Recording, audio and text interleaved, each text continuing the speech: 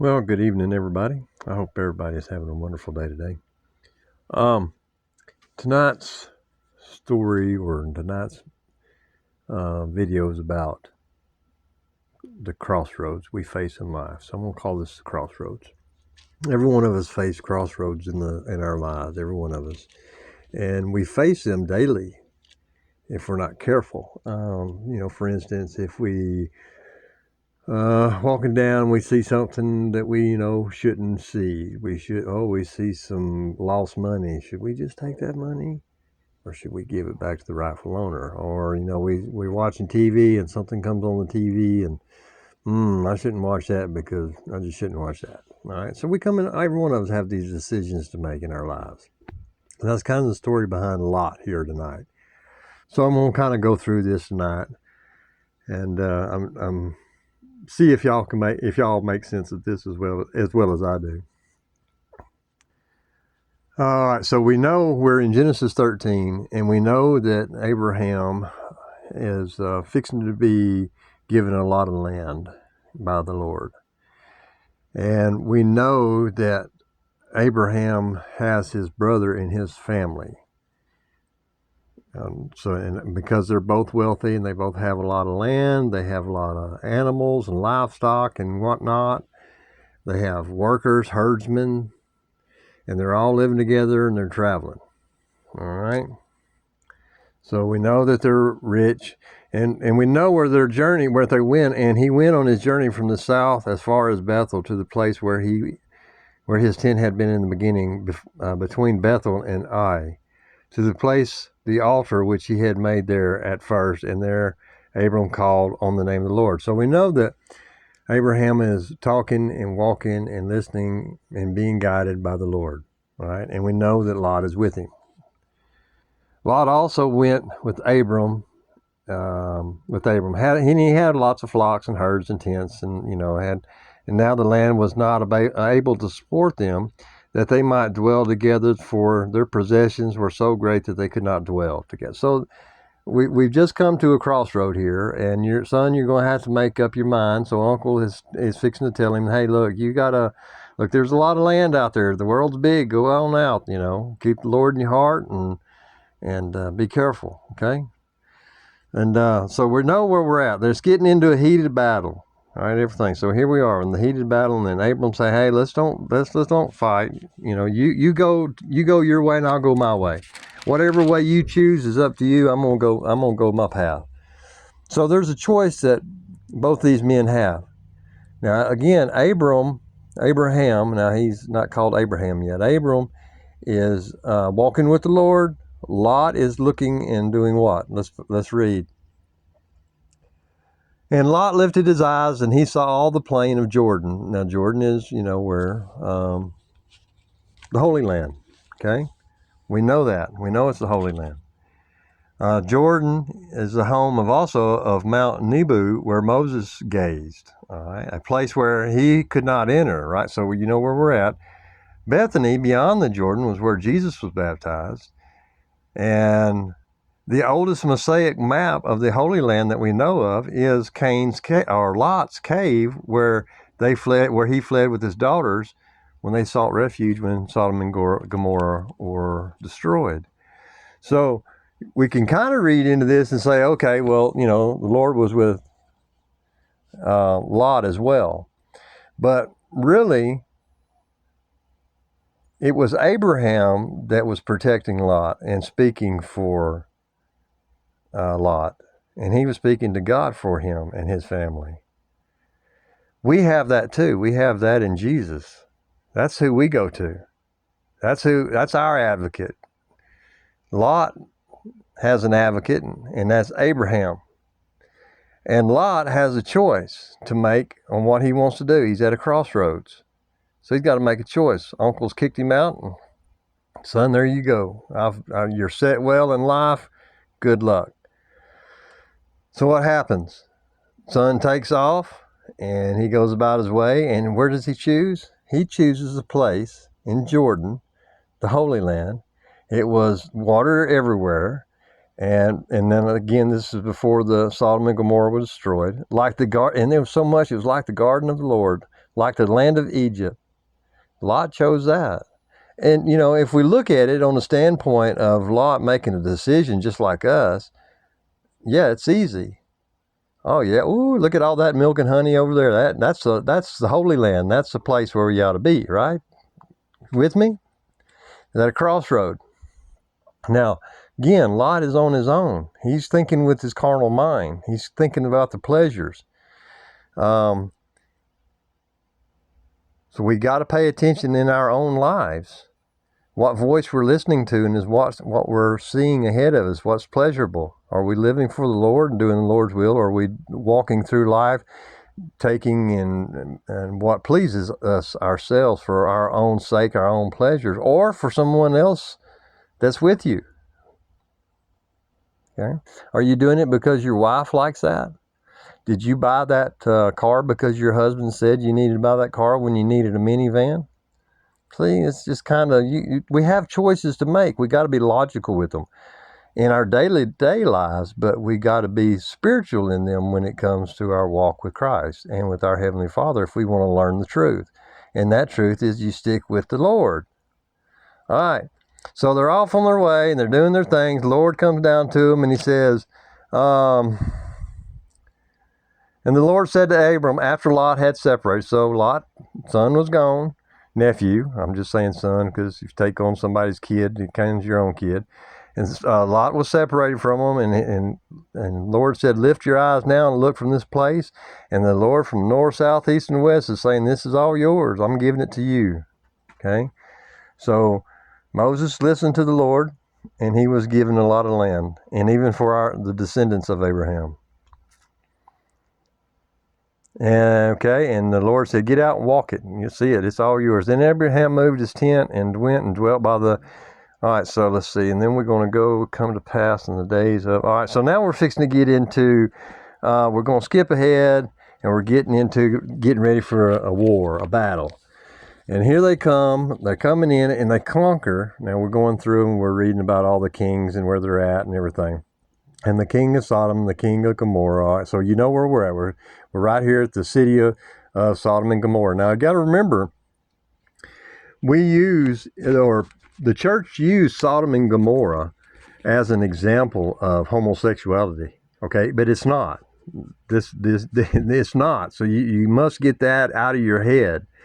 It was depravity. It was sinful, and we're fixing to find out. Well, we found out that Lot realized that, oh my goodness, this was a pretty place to look at from the far. It kind of bit us in the rump, and then here they are. They go through the battle, and they lose everything. They lose everything.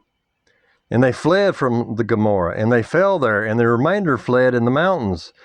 Then they took all the goods of Sodom and Gomorrah and all the provision, and they went their way. And they took also Lot, Abram's brother's son, who dwelt in Sodom, and his goods, and departed. So everything that he had and worked for, he chose his path. Everything was taken from him by force, and he was kidnapped for it. Where's Abraham? Over here in the land that God promised. All right, so now we know that someone that escaped out of Gomorrah went and found Abraham. And he told Abraham, hey, look, man, what's going on down there? And they done kicked some tail and took everything that boy yours ever worked for. Everything that you ever did for that boy, he went and wound up gambling away or losing because he made the wrong choice at the wrong crossroad. You see? So Abram wasn't going to stand it, so he goes after him.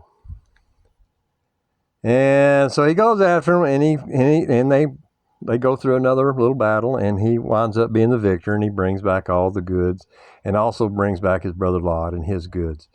All right. So we know, and we can see here again, who is Lot depending on, the Lord or Abraham? Abraham. All right. So again, today in our lives, who we depend on is not a church, a denomination, an organization. We depend on who? Jesus Christ. Confess me before man, and I'll confess you before my Father in heaven. We are like Abraham. We must choose the path that listens and follows the will of our Father. All right, so we're going to go on. I'm kind of just, going along as I'm going.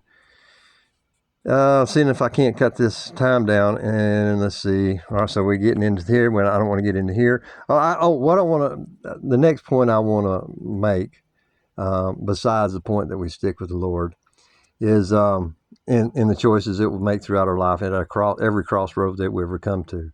Okay, it's no matter what it is. I don't care what it is, what sin it is, what negative thought it is, what I don't care. If it's a gluttony for food, gluttony for money, gluttony for alcohol, drugs, sex. I don't care what it is. If you are letting the world consume you, you are not walking in the will of the Father. Now, like Abraham, I'm sure when he found out that his nephew had been taken, family kicks in. He's gonna get his stuff back. So he's gonna do what he's got to do. All right. So we know where we're at. Let's see. We're going to keep on going. Oh, and now the point I want to get to is Lot. Was Lot a holy man, a godly man? Well, not really. Not the way I see it. I'll read it. Like I was saying, we realize that we have choices to make, and we can read here that Abram choice was walk with the Lord and listen to the Lord, and Lot's was to look at the land and honey and go, I want some of that. Same way we look at a fancy sports car when we don't need it. I want some of that. And it applies to everything else, and you get you understand what I'm trying to get at. All right, now we're going to skip ahead to chapter 19, Sodom's depravity. Now the two angels came to Sodom in the evening, and Lot was standing in the gate of Sodom. When Lot saw them, he rose to meet them, and he bowed himself with his face toward the ground, and he said, Here now, my lords, please turn into your servant's house and spend the night and wash your feet. Then you may rise early and go on your way. And they said, Nope, but we will be and spend the night in the open square. But he insisted strongly, so that he turned into him and entered his house. And he made them a feast and baked unleavened bread, and they ate. Now before they lay down, the men of the city, the men of Sodom, and this is where we get the homosexuality portion of this. Then the men of Sodom, both old and young, all the people from every quarter surrounded the house. Now I don't know what the population of back then was, but I'm sure it wasn't every single one, right? It can't be every single one, but there was those that had the lustful and the depravity going on in their brain, what was guiding them, their lusts, their desires, what was pleasing to them. That's what was going on. And they called to Lot and said to him, Where are the men who came to you tonight? Now they don't know who they are. Bring them out to us that we may know them carnally. I don't need to elaborate any further. So Lot went out to them, and he shut the door behind them, and he begged them, say, Look, man, y'all leave these guys alone. You leave these guys alone. Here's my daughter, my virgin daughters. Take them, okay? So we know what kind of dad this guy was, that he was offering his own daughters to these townspeople. That's not a good person. That's dang sure not a good dad. And so Lot's realized, the wickedness here. So now I have two daughters who have not known a man, which obviously did not happen. And let me bring them out to you. And I said it never happened up until this time, so they were definitely virgins according to our scriptures. Let them bring them out to you so that the men can have, they can have their way there. And they said, Stand back. Then they said, This one came in to stay here, and he keeps acting as a judge. Now, we will deal worse with you than with them. So they pressed hard against the man Lot and came near to breaking the door down. But the men reached out their hands and pulled Lot into the house with them and shut the door. And they struck the men who were at the doorway of the house with blindness, both small and great, so that they became weary in trying to find the door. So Lot was saved again. He's out there reasoning by his own carnal ways of thinking. Now, the carnal ways of these men was what was leading them as well. So what happened? They intervened. So he had intervention again. So now his hide and his daughters are being saved again. Then the men said to Lot, have you anyone else here, son-in-law, your sons, your daughters, and whomever you have in the city? Take them out of this place, for we will destroy this place, because the outcry against them has grown great before the face of the Lord, and the Lord has set us to destroy it. So we know that Lot is being warned. Now, why is Lot being warned? Because he is the nephew of Abraham. Okay? So Lot went out, spoke to his son-in-laws, who had married his daughters, and said, get up and get out of this place, and the Lord destroyed the city. But to his son-in-laws, he seemed to be joking. When the morning, no, we don't, none of us has experienced that either, right? Kids thinking we're just playing around. When the morning dawned, the angels urged Lot to hurry, saying, arise, take your wife and your 2 daughters who are here, lest you be consumed in the punishment of the city. And while he lingered, the men took hold of his hand, his wife's hands, in the hands of his 2 daughters. Then the Lord and the Lord being merciful to him, they brought him out and set him outside the city. So see, the Lord is intervening. No matter what path he was on, and he wasn't a good path, even though he thought it was a good path. He thought it was the right path to be on, because why? He was looking toward the Jordan, the Holy Land. Okay? So he escaped. And so, all right, so they escaped, and then they were told, do not look behind you, nor stay anywhere in the plain. Escape to the mountains, lest you be destroyed. So he's telling them, like we are being told too, that there's going to come a time when we hear a voice that comes from heaven that says, or a voice that comes from heaven. We will hear a voice that says that they are God. All right, this is abomination of desolation that takes place in the Holy Land. Okay? Where the Antichrist is going to come in and he's going to take over. So here comes the bomb, right? So here it comes. So where we're at, we're tying them together. And Lot said to them, please, no, my Lord, indeed, now your servant has found favor in your sight. So now he's realized, oh, the Lord's with me, okay? And you have increased your mercy, which you have shown me by saving my life, but I cannot escape to the mountains, lest some evil overtake me and die. So he's afraid. He's afraid to step out on his own, okay? And he shouldn't be. That's what we're taught with the fishermen when Jesus walked on the water, right? Don't look down, don't lose faith, don't lose hope. Just have a little bit of faith in your walk with me, and you'll be okay. Don't doubt. You'll be all right. But he's not there yet. See now this city near you to flee to it, and it is a little one. Please let me escape there. It is not a little one, and my soul shall live. And he said to him, see, I have favored you concerning these things also, in that I will not overthrow the city for which you have spoken. Hurry, escape there, for I cannot do anything until you arrive there. Therefore, the name of the city was called Zor. The son, all right, so here we go. We're skipping along. Now, here comes the destruction. The fire and brimstone is being poured down. So he overthrows the cities, all the plain, all the inhabitants of the city, and what grew on the ground. So let's look at the tornado that came through in 2011 in Joplin, Missouri. Came through and it wiped anybody and everybody that was standing in this way. It just was something to happen. Look at all the, catastrophes around the world. When these things happen, there's no mercy. It comes. It's part of nature. Men back then I should say this. It wasn't very long prior to this that men believed that, the thunder was gods in heaven being angry with one another. Okay? All right. Anyway, let's see. Here we are. Well, I kind of got off track there. All right. So we know that they escaped, and they were told not to look back. But his wife looked back behind him, and she became a pillar of salt.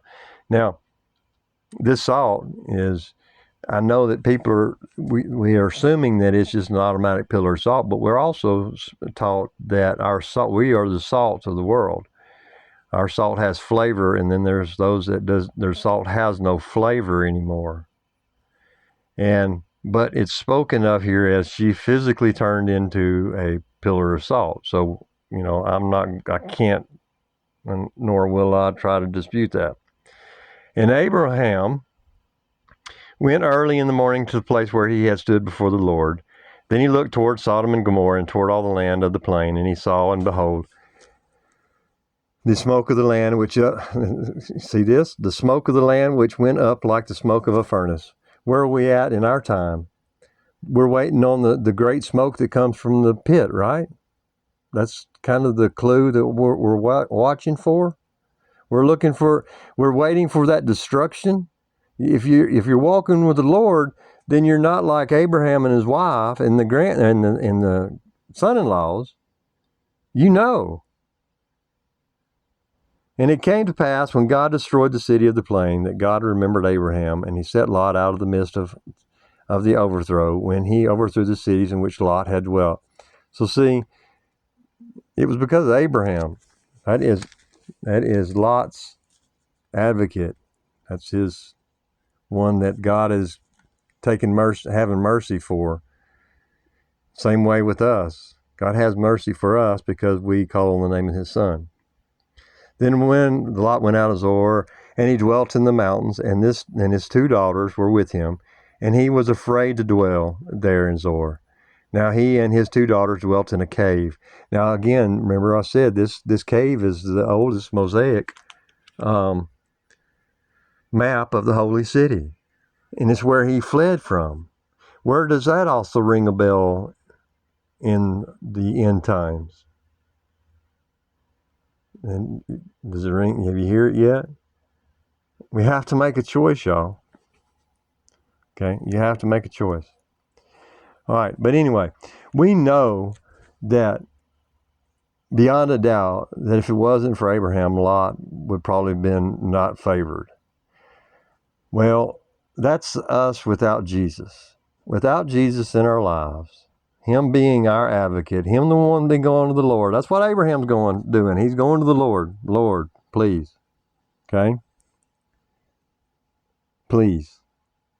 And the Lord will work with you. Remember, we can get into Abraham saying, hey, there's got to be at least 50 good people in there. He didn't count Lot and his wife and the kids. He said, there's got to be at least 50 people in there. And the Lord said, no, there ain't. He said, go find them. Abraham comes back and he said, how about 45? Okay, fine. Do 45. What about 40? You see? What we perceive as being godly, those that believe that they have an escape, that poof, at their crossroad, when we come up to the fire like smoke out of a furnace, or the smoke coming out of a furnace, this disaster that's fixing to come along, and this disaster is going to be the Antichrist, the son of perdition, coming in, the abomination of desolation. You see where we're at? We have to make a choice in our own lives, and we're getting there now. We're there, in my opinion. We're at any time we are fixing to hear this decree. I'm positive of it. So it's time that you make a choice. You either get off the fence one way or the other.